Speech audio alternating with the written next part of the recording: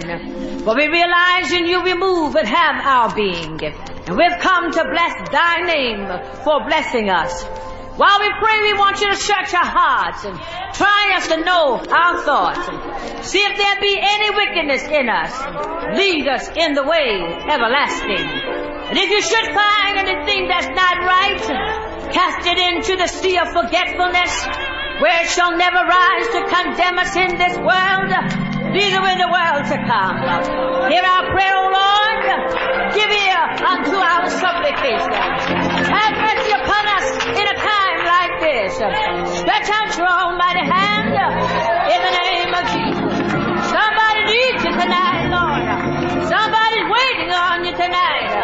Somebody's body's racked in pain. Somebody's trouble in their minds. But Lord, stretch out your hands tonight. Stretch it out, Lord. You set the sun ablazing in the sky. You put the stars in the sky. It was you that put the juice in the lemon. It was you that put the song in the bird. It was you that separated the day from the night. Oh God, tonight, my Father, we're asking you to heal the ill of this world. We're living in a sin-sick world. The Bible told us that sin would be a reproach to any people, and we have gone astray, Lord.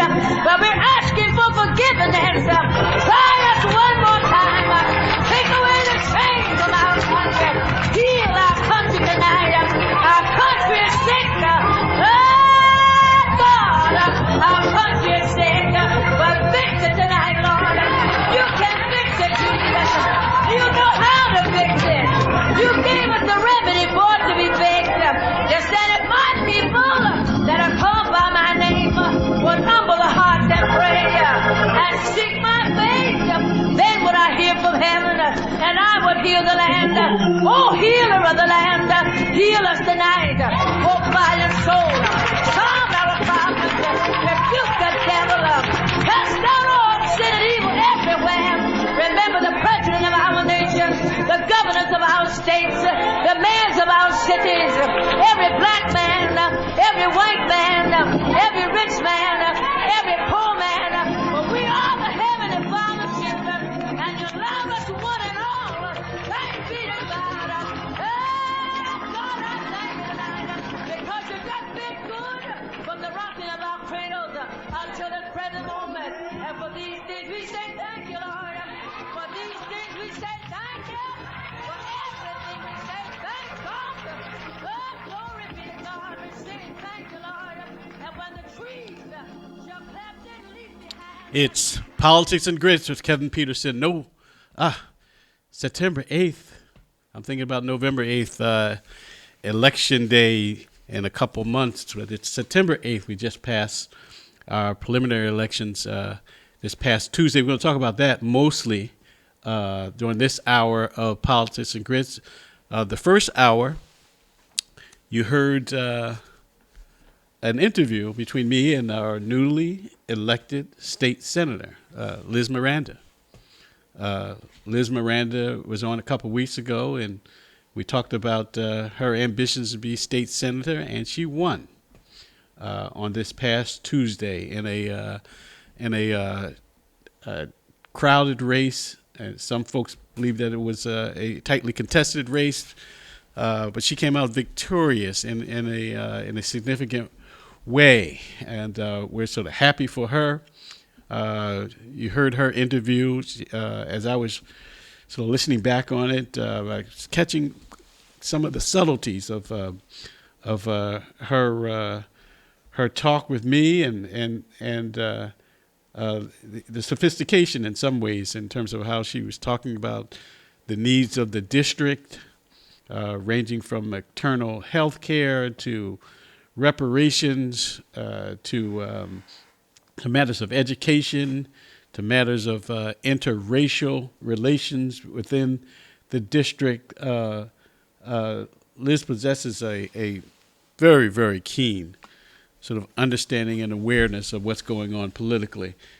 And as I was quoted in the Boston Globe this week and on WGBH, as I was quoted this week, this state Senate district, the 2nd Suffolk District, is the most important Senate district in the Commonwealth, in the state.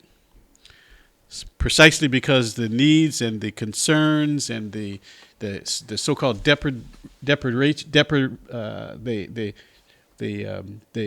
lack of support for people in this community, ranging around issues of again healthcare and poverty, is most pronounced in any other part of the state. And so the election of the person to this position, as I've contended, is probably the most important in terms of the composition of the state Senate. So we're glad that we have someone in office in this seat, a seat that the New Democracy Coalition, myself and others, took the lead in creating. Took the lead. The Boston Globe sort of characterized that by saying that we were among other groups, but we took the lead. The issue of creating a majority black district by dividing up, by creating a district that was divided about 20 years ago, split the black community. That whole initiative was started by the New Democracy Coalition. And the people who worked with me and behind me and next to me in terms of creating this district, they deserve kudos because the conversation last year was not on the table as the Senate was debating the whole redistricting plan.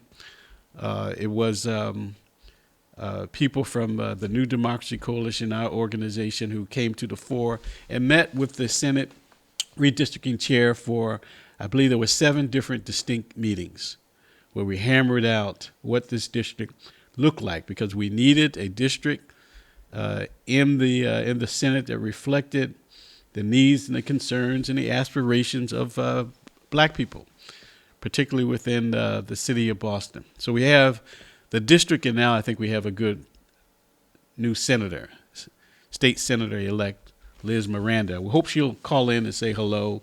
I know she's exhausted. The other candidates are exhausted. We're expecting a call from our new district attorney, newly elected district attorney, Kevin Hayden.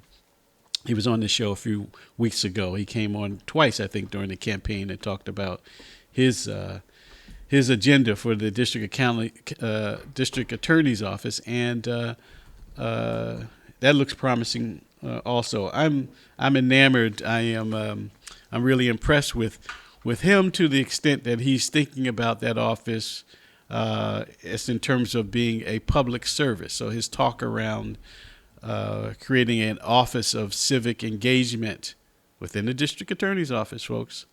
That's unique. That's novel. An office of civic engagement, and an office of civil rights. That's unique within the context of a district attorney's office. He's doing something very interesting, and we want to see how that sort of pans out over time. We hope to hear from Kevin Hayden just briefly. We'll get to talk to him in depth at some other time. He's agreed to be on Politics and Grits monthly. I'll check in with the district attorney to see how he's doing. So we're looking forward to Politics and Grits with District Attorney Kevin Hayden once a month for the time being. We're also going to have our former City Councilor Gareth Saunders on. He's going to talk about the election on past Tuesday. And we hope to have Darrell Smith, Executive Director or the founder of Communities of Color. They did a lot of work around getting the vote out.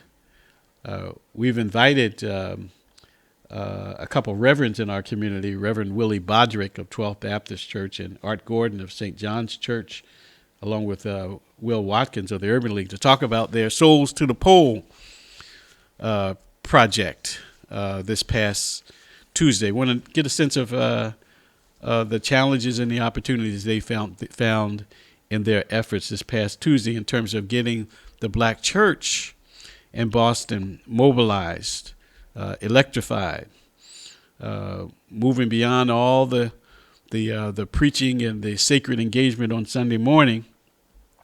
What do we do on Monday morning? On Tuesday, Election Day.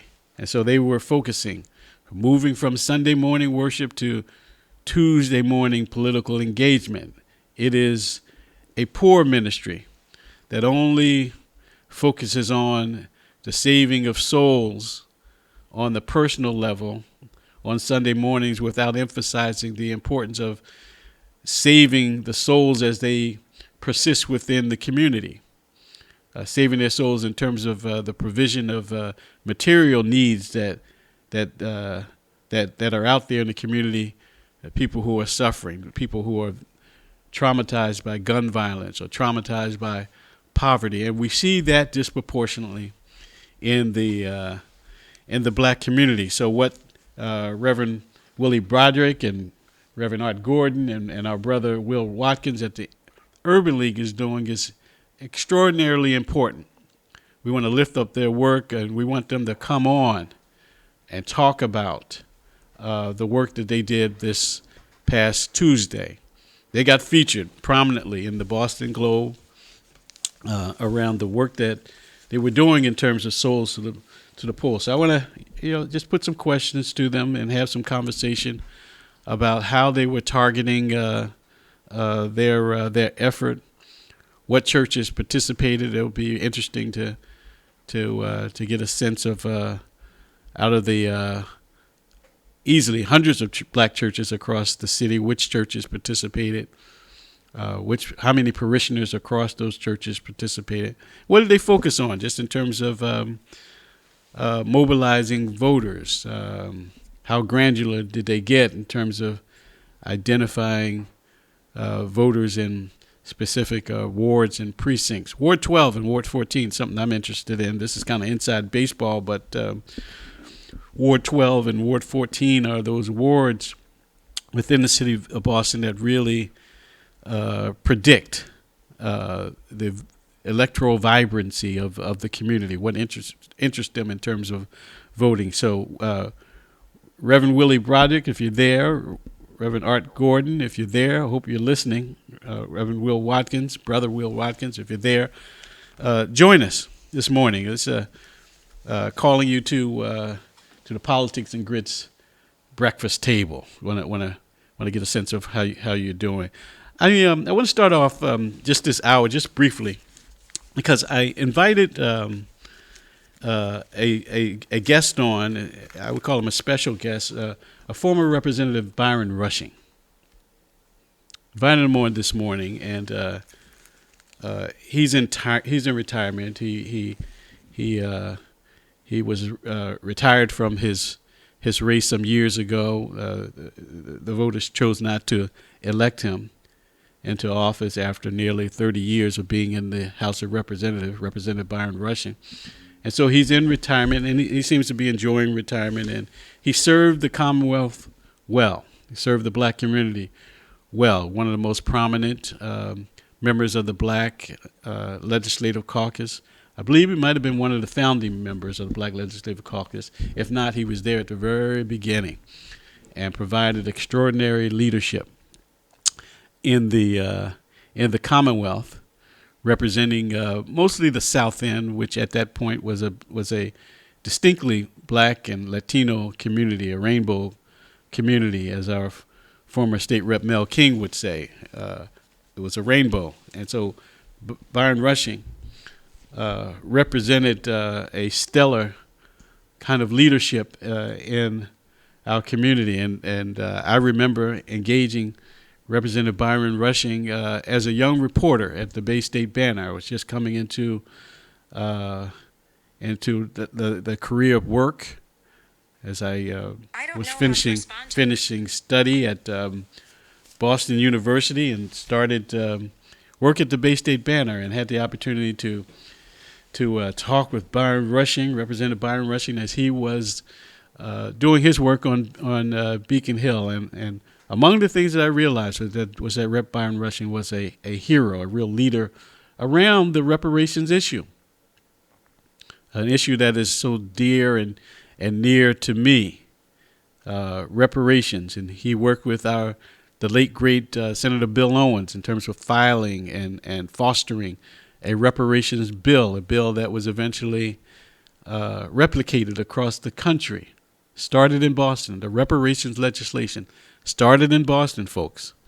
Even as this issue is flourishing across the country, activists are engaging the community and their systems of government around reparations for black people as it relates to slavery. Byron Rushing, along with Senator Bill Owens and others, were in the forefront of articulating this very, very important issue, and it remains an important issue as I have joined the push, the New Democracy Coalition. I've invested my leadership, such as it is. I've invested my leadership around reparations in the city of Boston and the Commonwealth of Massachusetts. We filed another reparations bill a couple years ago, Truth and Reconciliation Commission on the state level.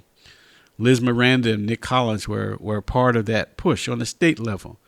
That push was no different from the one that Byron Rushing and Senator Bill Owens made some decades ago. So to this degree, I joined Byron Rushing in terms of and reparations. And New Democracy Coalition has also been pushing on the city level for a reparations commission. That legislation is filed. It's in committee.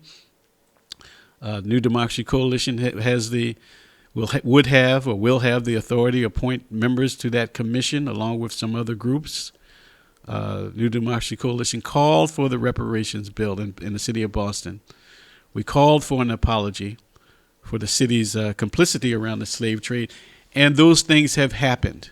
And I'm glad to be part of that leadership. I'm glad that the city council just in June apologized on behalf of the city for its connection to the legacy of slavery and white supremacy and anti-black behavior, the anti-black legal and cultural disposition in the city of Boston. We're glad that happened, and Mayor Wu is committed to a formal ceremony around apology. All this is connected to the issue of reparations, which brings me back to the issue of Faneuil Hall. And many of you have heard me harp on and on about Faneuil Hall, and it's a historic hall that's in the city of Boston, in the middle of Government Center, where our laws are made between the State House and City Hall. Faneuil Hall is there. It's a well-known civic center to a certain extent. It's a tourist attraction. More than 20 million people per year visit Faneuil Hall pre-pandemic. Those numbers are coming back up again. 20 million people is the second most visited tourist attraction in the nation behind Disneyland, Faneuil Hall. And the problem with Faneuil Hall is not that it is a historic place where Frederick Douglass spoke and where the women's suffrage movement took on steam. Faneuil Hall is a famous place. It deserves its location and its space in our city and in our nation.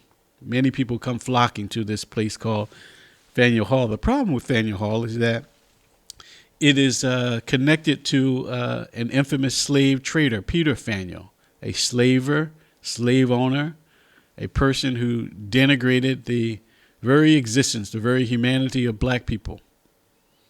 He hated black agency, as they would say in the halls of the academy.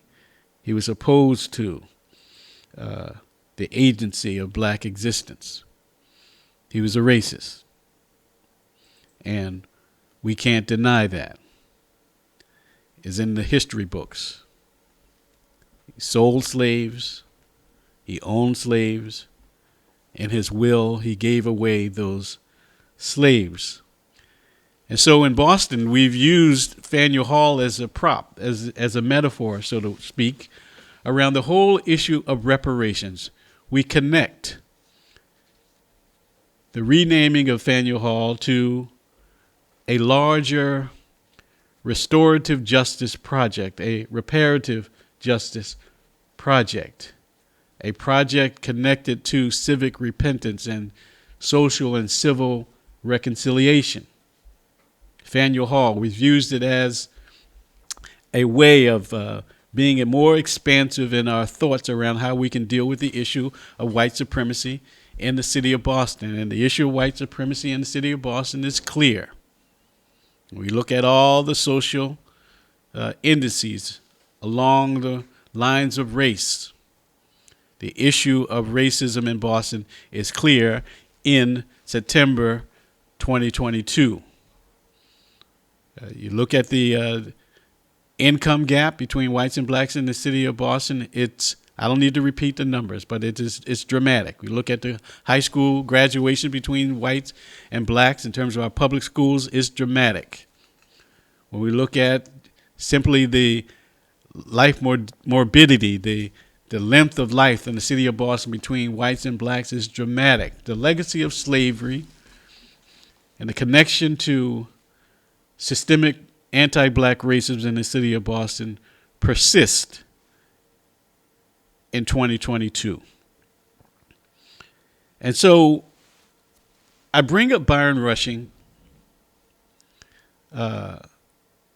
because it is important that we have, particularly within the black community and among people who purport to be leaders, purport to articulate thought, articulate a direction. It's important for us to have conversations around critical issues, particularly with regard to race. Now, Byron Rushing, many of you may be surprised, has opposed the changing of the name of Faneuil Hall. He has opposed the name change. And it has always puzzled me why.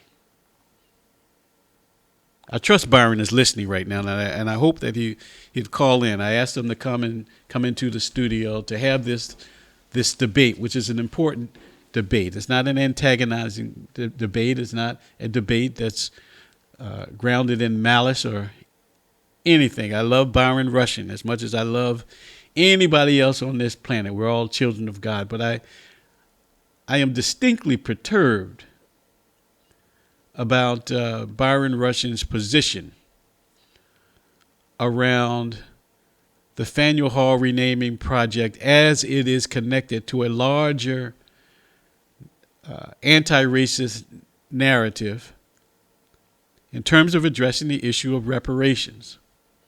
There is a huge disconnect in my mind, and I think in the logic that Representative Byron Rushing would claim he possesses. There's a disconnect in his logic to suggest that there is no connection at all between the name of Faneuil Hall adorning the building, the name of Peter Faneuil adorning the name of a publicly owned building, and the larger project around renaming the name or renaming the building, and then talking about reparations. Byron Rushing, I want to challenge you. Come on the show. I'm not going to go in depth in terms of what my argument is, in terms of how your argument is so ostensibly wrong. I'm not going to go deeply into that because you should be present. And I don't think it's fair for me to challenge you. I'm not attacking you, but to challenge you. I don't think it's fair for me to challenge you in this way publicly without you being present at least. Now, if you continue to run away from this discussion, you can. You have that option, Byron Rushing. But it is, as it would be unfair for me to rant on and on about my position as opposed to what your position might be in terms of the name change and how we can address the issue of reparations more broadly, it would be unfair for you, as you do, because this information has come to me. It would be unfair for you to rant on and on about Kevin Peterson and the position he takes around Faneuil Hall without Byron Rushing not knowing what you're talking about. Or if it's a case of you not knowing what you're talking about, perhaps you were being disingenuous by trying to twist the public's understanding of what this project is about. Now, you want to suggest that Peter Faneuil, I wish you were here, but I think you want to suggest that we should ignore the fact that he was a slave owner. For that, Byron Rushing, for that thought, if that's the thought that you have, that thought is reprehensible. It's absolutely reprehensible. It's absolutely clear that Peter Faneuil was a slave owner, and we in 2022 have a moral obligation to speak to that. And if we have a publicly owned building in the city of Boston that's named after a slave owner, a facility in the city of Boston to which more than 20 million people come each year, a facility in the city of Boston where there are more than 140 businesses and shops at the Faneuil Hall Marketplace, the place of an auction block, a slavery auction block, 140 businesses and shops, none of them black owned. If you want to suggest, Byron Rushing, that this is trivial play and has nothing to do with the issue of reparations, then I say that idea, not you, that idea is reprehensible. And you need to be responsible to the remarks you make to other ministers, particularly white ministers, over and across the city. Because those white ministers with whom you cohort and engage over tea or appetizers or whatever you do in your leisure time in retirement, those white ministers come to me and ask me what is wrong with Byron Rushing. And I can't speak for you. But I repeat their question, what is wrong with you, Byron Rushing? A lay minister in the Episcopal Church, clearly a public servant who's represented Boston, the black community, well. I say to you, if you don't like the issue of Peter Faneuil, you don't have to talk about it. But to trash the issue of changing the name of Faneuil Hall because you want to protect the French Huguenot legacy of Peter Faneuil as they were escaping from religious persecution in Europe against the argument made by blacks in this city that Peter Faneuil was an outright racist. If you want to do that, go ahead and do that on your own time, and maybe you should do it privately and not so publicly so as to trash a movement that has legitimacy. A Mass Inc. poll just a few months ago said that 70%, this is a poll, a public poll, 70% of voters, of black voters, say we should change the name of Faneuil Hall. You're on the wrong side of history, Byron Rushing. You're on the wrong side of popular sentiment in terms of what is the morally right thing to do. You're wrong, Byron Rushing, but you need to come on the show and explain yourself. I'm not going to rant on and on about this because I want to give you time. And Pastor Wall and I have sent you a number of dates because you say that your early mornings are not good for you and you can't come on this morning.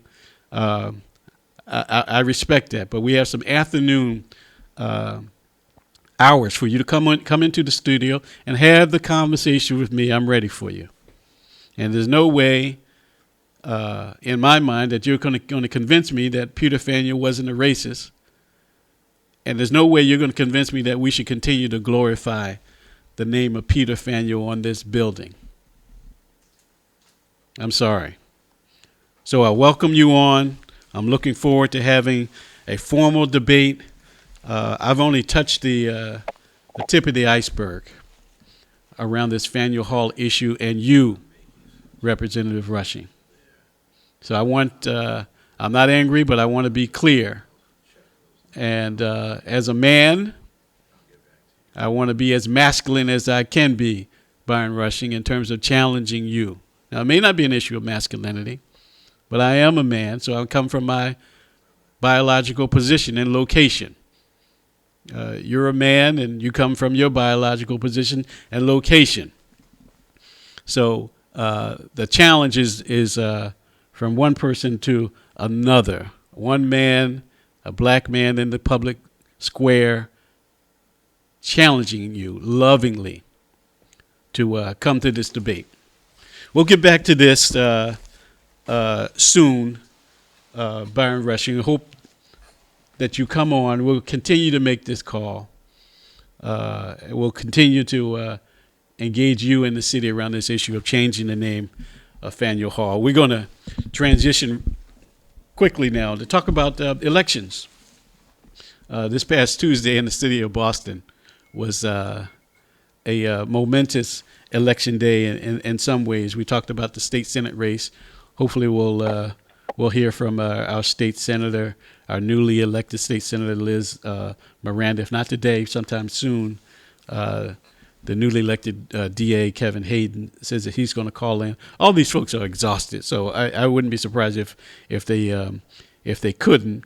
I don't want them listening to say, "Oh, Kevin's giving them a break." I want them to call in if they're listening and they're ready to call in. Please call in and say thank you to your voters, and we want to congratulate you for races well run. Former City Councilor Gareth Saunders is on the line, and want to talk to him about what happened this past Tuesday. We were remiss last week because we were off the air, but if we were on the air, we were going to have a really focused conversation around this brawl that broke out in city council, not among the city councilors, but in city council, based on what the city councilors were saying and the business that they were conducting as it relates to this DA race, which, as many of you know, got really, really nasty around accusations, innuendos. But our esteemed former City Councilor Gareth Saunders is on the line. In all full disclosure, I used to work for him. I ran his election campaign and was his chief of staff at one point. He's a good friend, brother in Christ.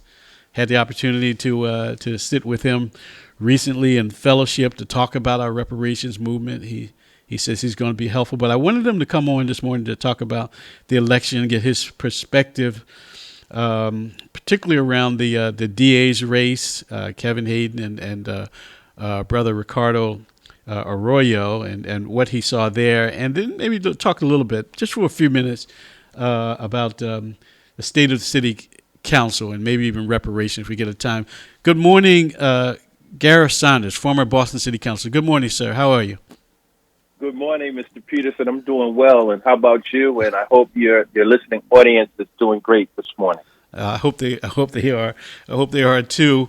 And you don't have to call me Mr. Peterson. You call me brother, or Kevin. How's that? That's fine. We can be familiar. And if you don't mind me calling you Gareth, that'll make the conversation go a little more smoothly. We've known each other for I think we were doing a calculation, maybe 3 decades, 30 years, close to that, or something like that. Yeah, it's been about that much time. Yes, definitely. I want you to come on because you're a keen observer of what's going on politically in Boston. Let's start with the DA's race, and before I ask you anything specifically, I would like to get your sense on how you viewed that DA's race. I'll give some color to it or content to it. From my perspective, it was very nasty, very contentious. I'd like to get your sense on on what you saw, what you appreciated, and perhaps if you think it was nasty, what you didn't appreciate. What has been your thinking over the months around this DA race between City Councilor Ricardo Arroyo and the acting DA at this point, Kevin Hayden? What's your thinking? Sure. Well, first of all, I would like to just say that I know both gentlemen, Councilor Ricardo Arroyo and DA Kevin Hayden. I know them both. I don't know them very well, but how I know them, they have been pretty upstanding gentlemen. So I was very surprised the way that this sort of verbal fight played out over the airways and in print media. I didn't like it. If you like reality TV, it was great. But if you're trying to win an election, it wasn't so great. It didn't put a great stamp on the condition of our local politics here in Suffolk County and the city of Boston. So I did not like how it played out in the media. No. Any particular, Monday morning quarterbacking is always sort of hindsight, but was there anything that stood out in particular without sort of casting blame on anyone? 'Cause imagine some of our listeners sort of not knowing what you're referring to. And I talked to both of these candidates about these issues, so it's not anything new that's on the show, but I wonder if anything particular sort of stood out to you. Had you been one of those candidates, would you have done anything differently? Well, first of all, I think it's unfortunate that there was a leak. I don't know where the leak came from, how that information got to the public, but clearly someone leaked it. And first of all, I think that does a disservice to the whole election process. That's number one. Number two, and I think our former mayor, Marty Walsh, gives us a great example of this, and I'll tell you what I mean. So if you decide that you want to run for office, or if you're already serving in an office and you want to move to a higher office or another office, there's going to be greater scrutiny on your history, your past. Yes. So every candidate or every would-be candidate must be aware of that. And if you decide to run, you really have to be willing to bare your soul in a sense and share some personal things. What Mayor Walsh did that I commend him on, he went right up front and said, I'm a recovering alcoholic. Right. And what that did was that allowed him to shape his image, his message himself. He defined it himself versus an opponent having the opportunity to define you. So you always want to define yourself because you can explain and you can say what the situation is in the most positive way versus your opponent doing that. So number one, if you're running for office and you know that there's some things in your past that you might not be too proud of, it's better for you or your campaign to disclose it up front, and that way you pull the rug from under your enemies and their attacks. Now you're particularly talking about City Councilor Ricardo Arroyo. And what happened during this campaign was there was a leak or disclosure about a case around sexual assault when he was in high school. You say that he should have come out and talked about it. If you were him, you would have inoculated yourself in some ways by saying that this is in my past and the voters should know it. Should that be the case for everything? I mean, where do you stop then? Well, not for everything. I mean, I think the individual candidate has to, and his or her camp and campaign have to make those decisions. But once they're made, it's, to me, and this is my opinion, it's always better. I'd rather talk about myself and my history than have my opponent's camp or my opponent try to shape my history or who I am in a negative way to give them an advantage in the election. So I just think as far as strategy, I mean, as you know, like when you play any game, like if you play chess, there are many different strategies you could take to win the game. Right. And it's up to the individual to choose which moves he or she would like to make. That's how I look at it. So What I was, think. what's kind of disturbing for me though is, the information was leaked and the Globe jumped on the story. I wonder, as if I were the reporter at the Globe, if I would publish something like this. Now I understand what you're saying in terms of the candidate being out front and maybe talking about this. It was a serious accusation at the time, and it is one now. But I wonder if the Globe, looking at this story and not knowing if there was a conviction, arrest, or anything like that, if they would go on and publish something like this in such a grand way. Does Right. the Well, Globe, you know what? does the media bear any responsibility for Well, flaming this up, so to speak? No. well, there. Come on, let's face it. Print media and It's what they do. all media that's what they do. They try to get customers, and when you have a if I could say quote unquote a juicy story, you're gonna play it because it's gonna pique the interest of your reading or your listening audience or viewing audience. So I don't really blame print media so much, but they do bear some responsibility. But I think this is a clear example of an evolution of journalism in our society. I think 20 and 30 years ago, the reporters and the editors would have put a little more due diligence on that story to make sure that they had all of the facts, and even if they could have found out where the leak came from, and know that there was some motive to that information being leaked to the press. So I don't necessarily blame the media because that's what they do today, unfortunately. And like I said earlier, media has evolved over the last few decades, and not for the better. Let me just say this: the reporters, in my opinion, were more detailed, and they scrutinized the information that they were being fed, and make sure they had more facts than just a nice juicy story to read or to view. So I think that's the difference, the evolution in journalism in our society today. We're talking to former Boston City Councilor Gareth Saunders, Representative Roxbury, Dorchester communities in the early to mid 90s. He's working as a public servant these days, but a keen observer of the political scene in Boston. Call in 617-282-0685.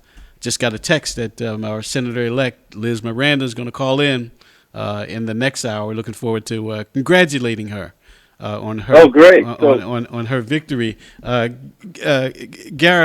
you're sort of running over different things. Let's talk about the Senate race a little bit. You watched that. You used to live in the 2nd Suffolk District. You know the area well. It's Black Boston. We recreated that district last year to combine what was a split district, put the black community solidly together.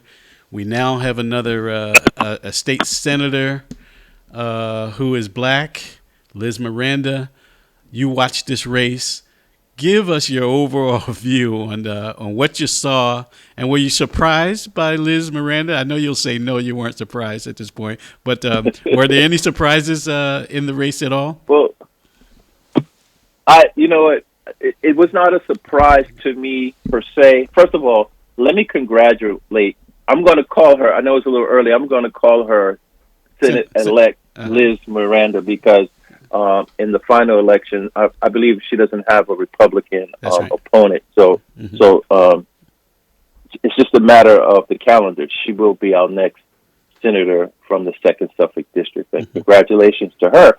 And also congratulations to the field of candidates that fought very hard down the stretch for that seat. So I want to say that was a very interesting race. And I think it pitted the old versus the new, if I could say that. We had our veteran, former senator from that 2nd Suffolk District, Diane Wilkerson. And we had a Reverend who served the community for decades in the greater Roxbury and Boston area. Mr. Culpepper, Reverend Culpepper, and I believe then there was the candidate, the state rep also, who was running, and there was another candidate running. I do believe. Yeah, I just think that there was Nika Elgardo, who's a state rep. that's right, Nika Elgardo, and James Grant, who's a community activist. All of them came on the show except for former Senator Wilkerson. By the way, it's interesting the way you characterize it. It was the old guard versus a new emerging guard of politicians in our community, which I thought was refreshing. And it was refreshing, I think you may agree, that the new guard won. That there's always a need for new leadership, young blood, so to speak, to come in. Whether we disagree with them entirely or partially, that's part of the process in terms of the voters sort of shaping what they should be doing in terms of what the communities need. But it is refreshing. Liz, I think, is in her early 40s.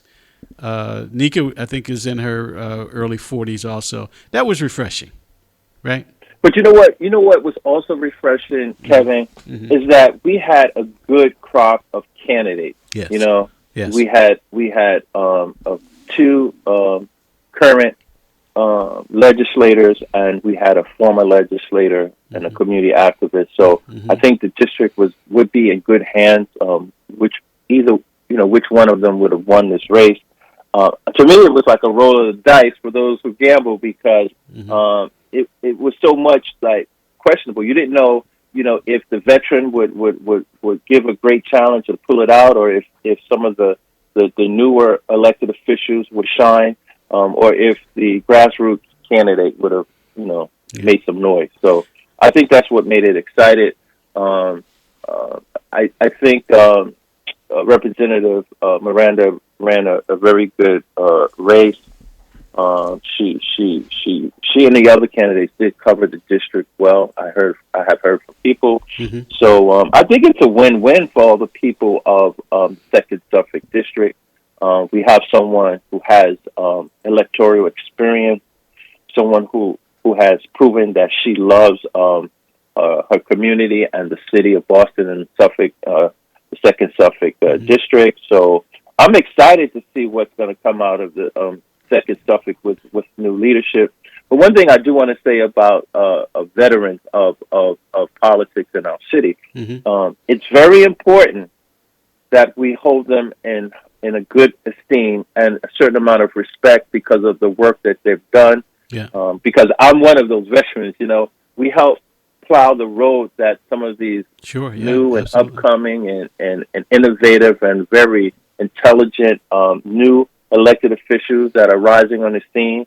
Now they will take, we pass them the baton, and they will take the baton to the next level, the next step. And one of the things that I wish that they would do more is pull on the experience and knowledge and wisdom of the older elected officials that are still with us here today.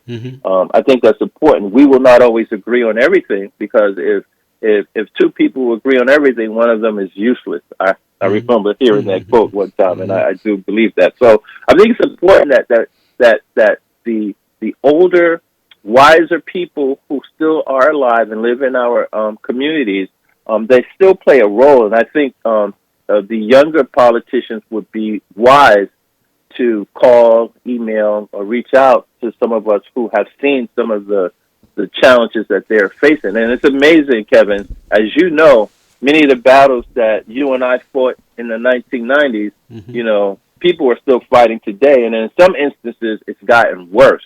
So I think it's a great opportunity for old and new to come together, bury the hatchet.